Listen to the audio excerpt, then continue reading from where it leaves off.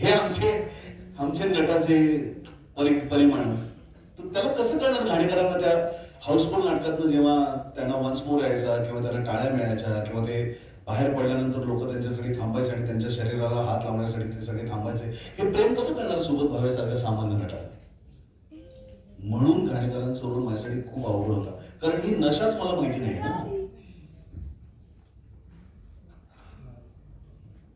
पण तुमच्यामुळं आम्ही सुद्धा ती नशा जगलो आणि ती नशा आम्हालाही चढली, कारण 5-5 वेळा आम्ही जाऊन थिएटरमध्ये तो चित्रपट बघितला की आम्हालाही ती नशा समजली नाही. तर आम्हालाही, आमच्या पिढीलाही ती समजली नसते, आमच्या पुढच्या पिढीलाही समजली नसते.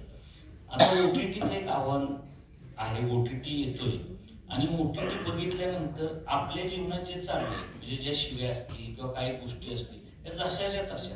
इकडे चित्रपटात इतकी कापाकापी होती, इकडे OTTवर इतकं मुक्त स्वातंत्र्य. तुम्ही या सगळ्या OTTकडे कसं बघता?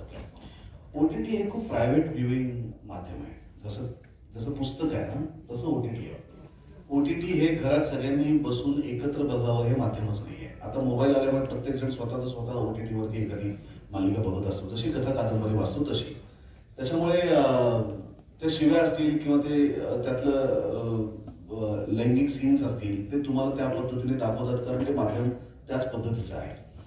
चित्रपट हा एकत्रपणे बघण्याचं माध्यम आहे. OTT तुम्हाला कधी थिएटरला रिलीज झाल्याचं नाही ना दिसणार. त्यामुळे सामूहिकरित्या एक प्रेक्षक वर्ग बसतोय आणि OTT वरची मालिका बघतोय असं होत नाही. OTT हे कादंबरीसारखं आहे, ते एकट्याने बघण्याचं माध्यम आहे. त्यामुळे ते समूहाने बघण्याचं माध्यम नसल्यामुळे त्याचे नियम वेगळे आहेत आणि चित्रपट नाटकाचे नियम वेगळे आहेत. पण OTT तरी सुद्धा मला असं वाटतं की OTT माध्यम नसतं तर भारत कितीतरी उत्तम अभिनेत्यांना मुकला असता. आज तुम्ही अनेक हिंदी किंवा तमिळ, तेलुगू या मालिका बघा आणि त्याच्यात काम करणारे अभिनेते अभिनेत्री बघा. छोट्या छोट्या भारतातल्या गावातनं आलेली मंडळी आहेत, पण इतकं विलक्षण काम करतात. तर ह्या सगळ्या अभिनेत्यांना मुकलो असतो आपण. हे कुठेतरी आपल्याला एखाद्या हिंदी चित्रपटातल्या हिरोच्या मागे चौथा मित्र, 5वा भाऊ वगैरे करताना दिसले असते. 1-2